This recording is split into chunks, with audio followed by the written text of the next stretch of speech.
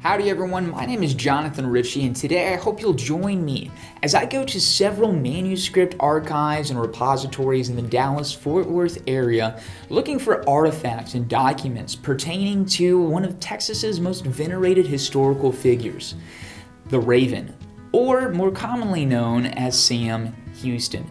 Now, Sam Houston is without a doubt the most important figure in Texas history, and similarly, he's also one of the most significant figures in American history during the first half of the 1800s, even though he's oftentimes overlooked by the history books. I think one of the reasons why that is because his life was so incredible. He did so many amazing things that it's almost legendary, the proportions of his life, and so it's kind of shrouded by mystery. But as historians, one of the ways we can kind of pull back the veil is through primary source documents, through the letters they left us, through the writings that they left behind. And so that's why it's so important to go to these archives, these repositories, to search out and find the truth about these amazing figures from our past. So Sam Houston, from being governor of Tennessee to running away and joining the Cherokee tribes, and they're the ones who gave him the name the Raven even in the first place, to eventually making his way to Texas, taking command of the Texas armies and successfully leading them through the revolutionary struggle, to then being elected first president of the new nation, and then the third president, and then helping guide Texas through the annexation process where they finally become a member of the United States of America. And after that, he immediately gets elected and sent to the National Congress as one of the first senators from Texas.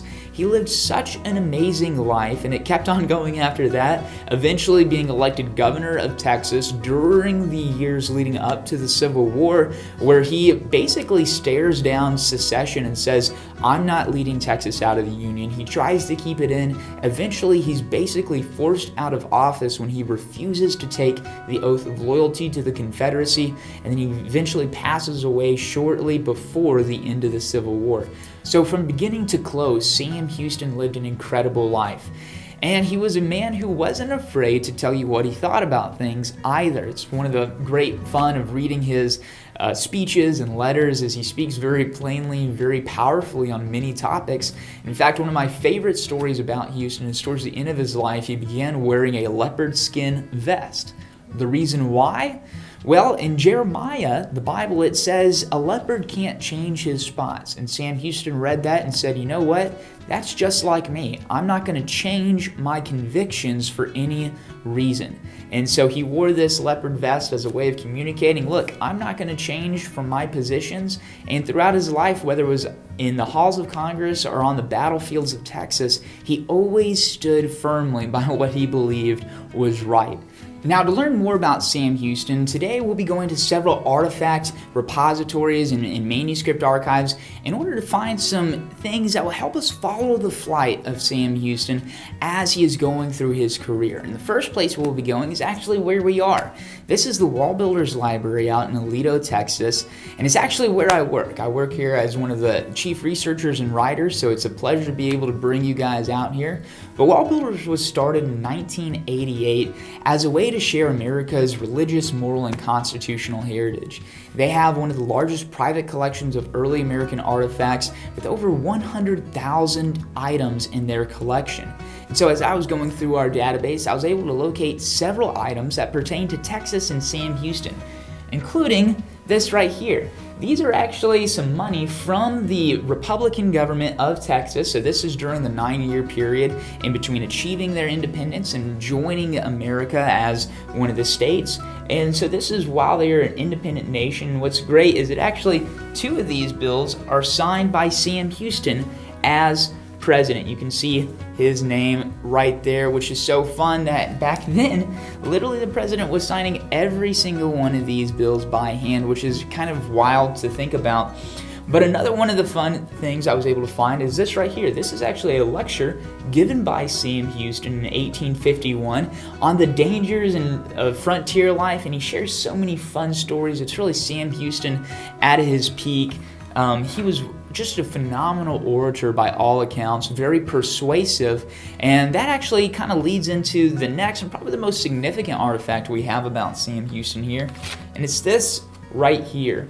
It doesn't look like much, but it figures in a very important story in Houston's life.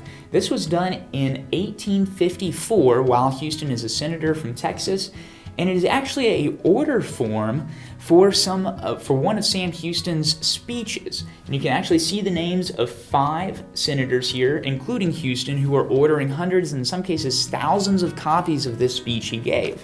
What was this speech? Well, Houston was standing up for the right of petition. It's one of the rights enshrined in our Constitution, in the Bill of Rights. And what happened was several thousand ministers out of Massachusetts wrote a petition demanding the abolition of slavery, and they submitted it to Congress. When it was taken up in the Senate, the pro-slavery Democrat senators from the South said, no, we're not going to hear it. This is a breach of the separation of church and state. These ministers should not be able to do this. Now, the story goes that Charles Sumner was actually in the process of standing up to defend these ministers' right to petition when Sam Houston says, you know what, Sumner, I have this one.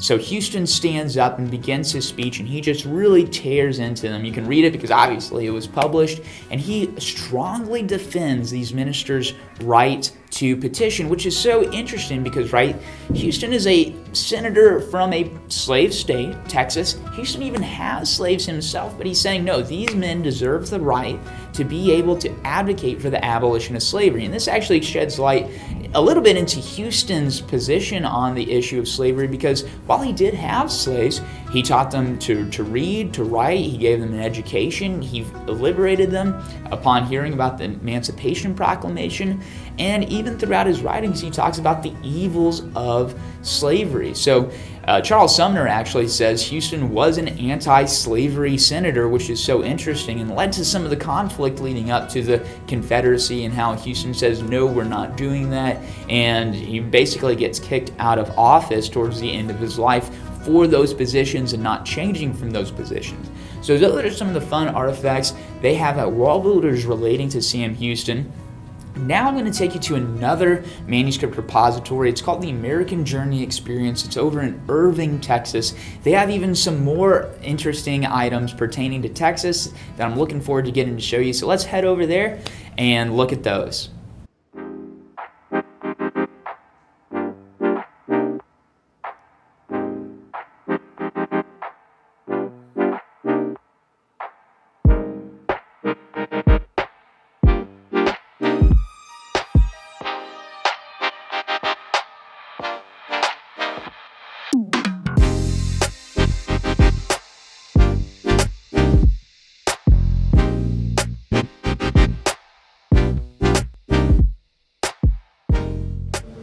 Hey everyone, we're back over here at the American Journey Experience Center, which is another private collection, this time over in Irving, Texas.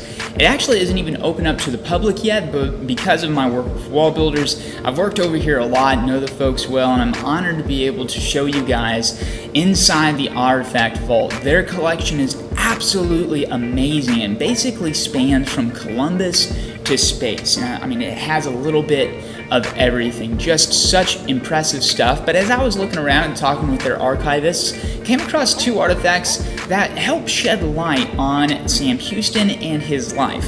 One of them is this right here. This is an 1855 edition of the life of Sam Houston, and it was published at a time when Houston's popularity on the national stage was really starting to rise, and people were even considering him as a viable presidential candidate. So, right, this is a year before the 1856 presidential election, and people were really considering Houston as a possibility, kind of as a unionist ticket that would draw votes from the South as well. Even in 1860, his name was thrown around as a potential candidate. But what sticks out to me is in the beginning, it actually starts off with a quote from Sam Houston that says, "Whoever loves and supports that Constitution strictly is my fellow." So it really highlights Houston's unionist sentiments, which very much defined him because he was in opposition to the secessionist movement, opposition to the Confederacy, and was a very strong and difficult position for him to take. Another one of the really fun artifacts that they have here is this right here.